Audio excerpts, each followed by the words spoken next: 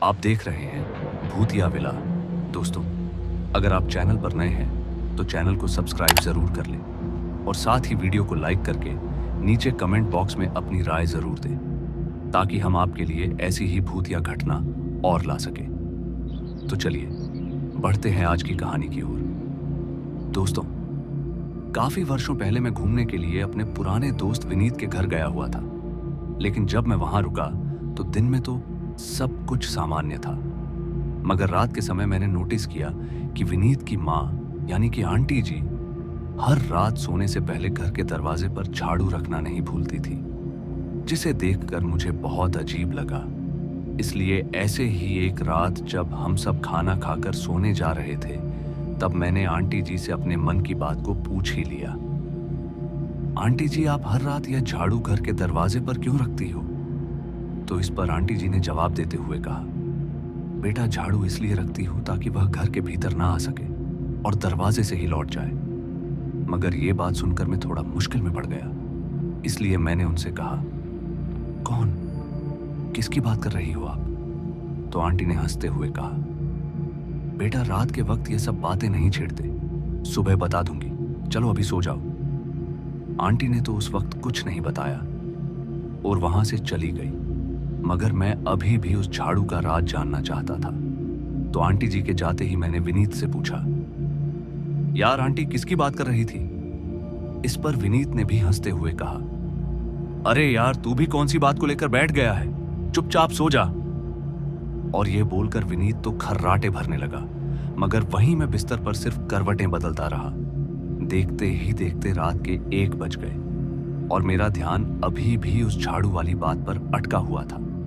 मगर तभी मुझे ऐसा लगा कि घर के दरवाजे पर कोई खड़ा है, और जब मैंने कमरे की खिड़की से घर के दरवाजे की तरफ नीचे की ओर झांक कर देखा तो मैंने पाया कि वहां पर एक लंबे बालों वाली औरत खड़ी नजर आ रही है, जो घर के दरवाजे पर पड़े उस झाड़ू को देख रही थी।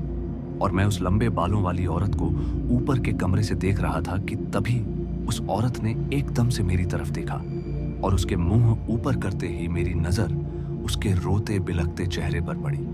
उसका चेहरा और उसकी हालत देखकर ऐसा लग रहा था कि उसे बहुत ही मारा पीटा गया हो, और तो और वह काफी भूखी भी लग रही थी।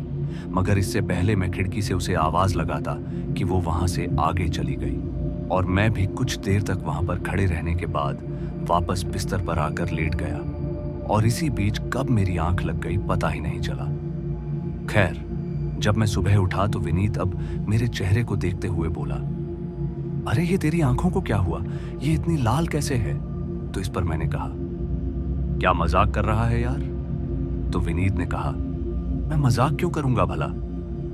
और इतने में आंटी भी आ गई, और आंटी ने भी मेरे चेहरे को देखते ही कहा, अरे बेटा, ये तुम्हारी आंखें इतनी लाल कैसे हो गई हैं? क्या हुआ, रात भर सोए नहीं क्या?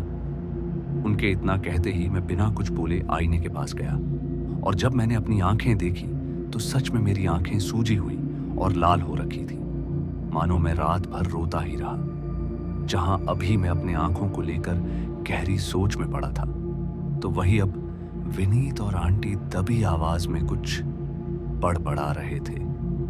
इसलिए फिर जब मैंने उन्हें टोकते हुए कहा, क्या बात है आंटी? तो आंटी ने कहा, बेटा, रात को तुमने कुछ देखा था क्या?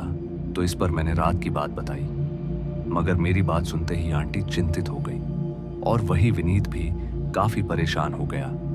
इससे पहले मैं उनसे कुछ बोलता कि आंटी ने कहा, बेटा, तुम जल्दी से नहा लो, फिर हमें गांव के ओझा के पास चलना है। भले ही विनीत और आंटी कुछ बता नहीं रहे थे, मगर उनके चेहरे के रंग से यह साफ पता चल रहा था कि कोई बड़ी मुसीबत है। खैर, मैं तुरंत ही नहा धोकर तैयार हो गया ओझा के पास जाने के लिए। मगर जब हम ओझा के घर पहुंचे तो पता चला कि वह अपनी बेटी के ससुराल गया हुआ है और कल ही वापस आएगा, जिस वजह से हमें घर वापस लौटना पड़ा। फिर घर वापस आने के बाद मैंने नोटिस किया कि अब मुझे धुंधला धुंधला दिखाई दे रहा है। मैंने कई बार आंखों में पानी के छींटे भी मारे, मगर कुछ खास फर्क नहीं पड़ा। और इसी बीच जब मैंने आईने में अपना चेहरा देखा तो पाया कि मेरी आंखें अब इतनी लाल हो गई थी कि दोनों आंखों में खून उतर आया हो। विनीत ने मेरी आंखों को देखते हुए कहा, चलो डॉक्टर को दिखा आते हैं। आखिर आंखों का मामला था तो मैं तुरंत ही विनीत के साथ गांव के अस्पताल पहुंचा, जहां डॉक्टर ने जांच करने के बाद किसी तरह का इन्फेक्शन बताया और आई ड्रॉप देकर मुझे घर भेज दिया। घर पर आने के बाद अब मेरे से आंखें नहीं खोली जा रही थी, जिस वजह से मैं चुपचाप लेट गया और जब मैं उठा तो सूरज ढल चुका था और विनीत आंटी और अंकल मेरे पास ही बैठे हुए थे। मेरे उठते ही आंटी ने पूछा, बेटा अब कैसा लग रहा है तुम्हें? मैं अभी कुछ कहता कि मेरी नजर कमरे के गेट पर खड़ी उसी औरत पर गई जो मुझे देखकर घूरे जा रही थी। उस वक्त मैं उस औरत को कमरे में देखकर इतना ज्यादा डर गया था कि मुझे आंटी अंकल की आवाज भी सुनाई नहीं दे रही थी। फिर जब आंटी ने मेरे कंधों को पकड़कर हिलाया तब जाकर मुझे आंटी की आवाज सुनाई दी, जो कह रही थी, क्या हुआ बेटा? क्या वह लड़की तुम्हें कमरे के अंदर दिखाई दे रही है? इस पर मैंने अपना सिर हाँ में हिलाकर जवाब दिया। तभी आंटी ने तुरंत ही मुझसे कहा, अपनी आंखें बंद कर लो। मगर मैं अपनी आंखें बंद करने की बजाय उस औरत को ही देखे जा रहा था। मगर तभी वह औरत मेरे करीब आई और मेरे चारों तरफ जोर से घूमने लगी। वह इतनी तेज घूम रही थी कि उसे अपने चारों तरफ घूमता देख मुझे चक्कर आने लगे और मैं एकदम से बेहोश हो गया।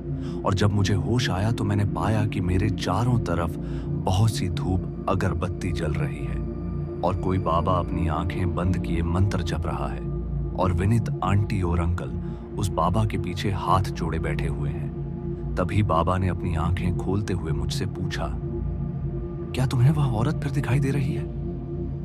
फिर मैंने कमरे में देखा तो पाया कि वह औरत अभी भी कमरे के गेट पर खड़ी हुई मुझे घूरे जा रही थी। मैंने तुरंत कहा, हाँ बाबा, वह गेट के पास खड़ी है। फिर बाबा ने कुछ मंत्र पढ़ा और कुछ भभूति मेरे सर पर डाली और फिर से पूछा, अब? फिर मैंने गेट की तरफ देखा तो अब वह औरत वहां पर नहीं थी। मैं कुछ देर तक तो गेट की तरफ देखता रहा। फिर जब मुझे लगा कि वह गेट पर नहीं है तो मैंने बाबा से कहा, नहीं बाबा, अब तो नहीं दिखाई दे रही। इस पर बाबा जी बोले, अनुष्ठान सफल रहा, अब वह औरत तुम्हें कभी दिखाई नहीं देगी। मगर ध्यान रहे, भविष्य में रात के समय इन बुरी आत्माओं का जिक्र भूल कर भी मत करना, नहीं तो बहुत बुरा होगा। यह बोलकर उसके बाद बाबा वहां से चले गए। और अगली सुबह आंटी ने बताया कि बहुत सालों पहले जब उनकी शादी भी नहीं हुई थी तब इस गांव की एक औरत को गांव के रसूखदार लोगों ने बहुत ही बुरी तरह प्रताड़ित किया था। यहां तक कि गांव वालों को धमकी भी दी थी कि अगर वह औरत गांव के किसी घर के दरवाजे पर मदद मांगने आए तो उसकी मदद करने की जगह झाड़ू से मारे। अगर कोई ऐसा नहीं करेगा तो उसके साथ बहुत ही बुरा सलूक किया जाएगा। पर कुछ गांव वालों ने उस औरत की मदद की और जब यह बात उन क्रूर लोगों को पता चली तो उन्होंने उन परिवारों को रातों रात मरवा दिया। तब से गांव वाले उस औरत की मदद करने की जगह झाड़ू से मारने लगे। और एक सुबह उस औरत की लाश गांव के एक घर के दरवाजे पर मिली। उसका पूरा शरीर घाव से भरा पड़ा था। बहुत ही बुरी मौत मेरी थी। उसके बाद से वह औरत उन महीनों में दिखाई देने लगी जिस महीने में उसकी मौत हुई थी। वह सारे क्रूर या फिर यूं कहे हैवान लोग भी बड़ी ही बुरी मौत मरे। मगर उस औरत का गुस्सा अब गांव वालों पर टूट रहा था और तभी गांव के ऊंझा ने सलाह दी कि घर के दरवाजे पर रात के वक्त झाड़ू रखें ताकि वह घर के भीतर ना आ सके।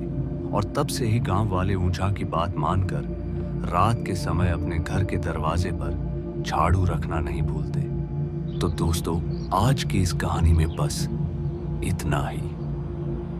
और मैं आपका दोस्त जल्द मिलूंगा एक ऐसी ही और डरावनी कहानी के साथ। धन्यवाद।